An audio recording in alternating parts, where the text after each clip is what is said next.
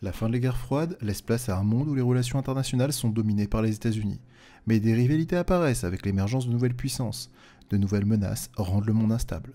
Bonjour à tous, c'est Malicus. Aujourd'hui, on s'intéresse au monde après 1989.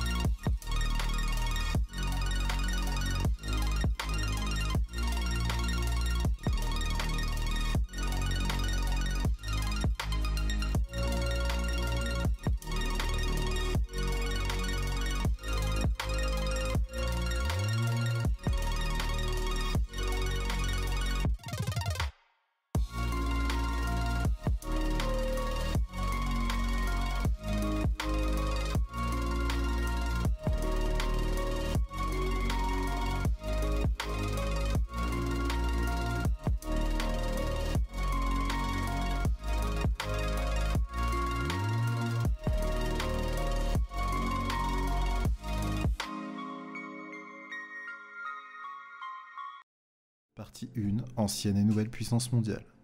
Avec la fin de la guerre froide, la division du monde en deux blocs, contrôlés par deux puissances dominantes, touche à sa fin. Les rivalités vont donc se multiplier, vu qu'il n'y aura plus l'hégémonie ni des États-Unis, ni de l'URSS. Ces rivalités vont être de nature économique, avec l'affirmation de l'Union européenne et la croissance des pays émergents. Elles vont aussi être politiques et militaires, avec par exemple l'apparition de nouveaux États, et donc des conflits autour de ces frontières. Ou encore des conflits pour l'accès aux ressources, comme l'eau ou le pétrole. Et enfin, dernièrement, vous avez aussi l'apparition des menaces terroristes. On est donc passé d'un monde bipolaire, avec deux grandes puissances, les États-Unis et l'URSS, à un monde unipolaire, une domination du monde par une seule superpuissance, les États-Unis, à la fin de cette guerre froide. Par la suite arrivera le monde multipolaire, le monde dans lequel les relations entre les pays sont organisées autour de plusieurs puissances. Si on vient en 1990, les États-Unis deviennent donc la seule superpuissance. Le monde devient unipolaire et ils jouent le rôle de gendarme du monde. En 1991, lors de la guerre du Golfe, ils prennent la tête d'une coalition de 29 pays pour repousser l'invasion irakienne du Koweït. Ce rôle va être de plus en plus contesté dans les années 2000 avec l'affirmation de l'Union européenne, du Japon ainsi que des puissances émergentes, les BRICS, Brésil, Russie, Inde et Chine. Le monde devient à ce moment-là multipolaire. Partie 2, de nouveaux conflits. D'anciens conflits persistent, les frontières vont être contestées, comme par exemple celle du Cachemire avec l'Inde ou encore celle de Corée. Des guerres civiles vont avoir lieu, que ce soit en Algérie ou en Soudan. Et enfin, vous allez avoir des conflits religieux et des conflits liés aux ressources, comme au Moyen-Orient ou encore dans la Corne de l'Afrique, en Afrique de l'Ouest. Pour exemple, le Sahara comme nouveau territoire d'insécurité. C'est un immense désert partagé en une dizaine d'États. Ce désert est marqué par de forts contrastes entre le nord et le sud. Le Sahara est depuis quelques années un territoire d'insécurité qui concentre de nombreux enjeux. En effet, vous avez déjà à la base énormément de ressources dans ce Sahara. On peut parler bien sûr ici des ressources en hydrocarbures. Du côté du Sahel, vous avez énormément d'États faibles avec un IDH, un indice de développement humain, très faible, qui profite justement aux terroristes. Je vous rappelle que le terrorisme, ce sont des actions violentes destinées à terroriser une population, ce afin d'atteindre un but politique. Ces groupes terroristes se situent au sud de l'Algérie, ainsi qu'au Mauritanie, au Mali et au Niger, notamment dans le nord de ces pays.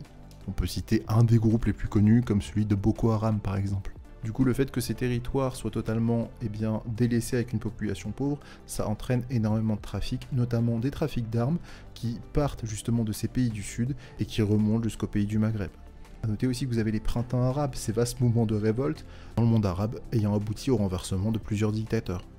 En 2011, en Tunisie, le pays met en place une démocratie. D'autres pays vont s'enfoncer dans la violence. En Libye, les milices armées contrôlent le pays et organisent des trafics de drogue, de migrants ou encore d'armes. Lorsqu'on parle de terrorisme, on pense surtout au terrorisme qui a lieu en Europe, mais sachez que ce terrorisme, il a aussi lieu en Afrique. Pour exemple, la capitale du Mali qui va être frappée le 20 novembre 2015 par un attentat terroriste faisant 20 morts. L'émergence de ces nouveaux États en dehors de l'Afrique entraîne aussi des conflits, comme par exemple le conflit en Yougoslavie. Les nouvelles frontières et les frontières contestées de l'intérieur par des minorités qui réclament leur indépendance augmentent cette instabilité et conduisent parfois à des génocides. Entre avril et juillet 1994, vous avez un génocide très célèbre, le génocide du Rwanda. C'est celui des Tutsis par les Hutus au Rwanda qui fait 800 000 victimes. En dépit des alertes, l'ONU intervient trop tardivement, ce qui fait que le massacre ne pourra pas être évité. Partie 3. Nouvelles menaces, nouveaux enjeux. Depuis les années 2000, le monde il est confronté à une menace particulière, le terrorisme, j'en ai déjà parlé. Le 11 septembre 2001 marque un tournant par l'ampleur de l'attaque perpétrée par Al-Qaïda aux États-Unis. Vous avez bien sûr l'attentat, le 11 septembre 2001, des tours jumelles aux États-Unis. Le président George W. Bush entreprend une guerre contre le terrorisme d'après ses termes. Cette guerre, elle a lieu en Afghanistan, sous le mandat de l'ONU, puis elle se déplacera en Irak. L'Afghanistan sera envahi en octobre 2001 par les soldats américains, avec une dictature islamiste des talibans qui était présente depuis 1987. Vous avez une prolifération des armes non conventionnelles, armes nucléaires, biologiques ou chimiques qui étaient constatées et présentes sur le territoire. La Corée du Nord, l'Iran et l'Irak vont être désignés comme des États voyous par le discours de George Bush en janvier 2002, ce notamment parce qu'ils ne respectent pas les règles de la communauté internationale. Selon l'administration Bush, ils forment l'axe du mal. A noter que les mouvements terroristes comme AQMI ou encore Daesh vont se nourrir de l'instabilité du monde, notamment accentuée par les pays arabes lors des révolutions de 2011, ainsi que de la grande pauvreté de certaines régions. Ils vont se financer par des trafics illicites, armes, drogues, antiquités, et la prise de contrôle des ressources naturelles, notamment le pétrole, comme je l'ai évoqué en parlant du Sahara. Si un jour vous devez définir Daesh ou l'État islamique, comprenez que c'est vraiment une organisation djihadiste et terroriste qui veut établir un califat dans les territoires qu'elle domine, notamment en Syrie et en Irak, et qu'elle est responsable de crimes contre l'humanité qui sont fortement médiatisés depuis 2013. L'un des personnages très importants que vous pouvez retenir ici, Oussama Ben Laden, 1957-2011, chef de l'organisation terroriste Al-Qaïda. Il revendique être le commanditaire et l'exécutant des attentats du 11 septembre 2001 aux États-Unis. Il finira par être tué au Pakistan lors d'une opération américaine en 2011. Et voilà, c'est tout pour moi. Cet épisode n'était pas très joyeux, parce qu'on a parlé de sujets très sérieux. J'espère qu'il vous a plu. Si vous avez des questions, sachant que c'est un sujet assez complexe, il y a plein d'éléments sur lesquels je pourrais revenir plus longuement, mais j'essaye de faire au plus court. N'hésitez pas à me poser des questions en commentaire. Je vous remercie encore une fois d'avoir suivi la vidéo. Petit pouce bleu, petit abonnement. Je vous dis à la prochaine pour une nouvelle aventure. C'était Malicus, prenez soin de vous.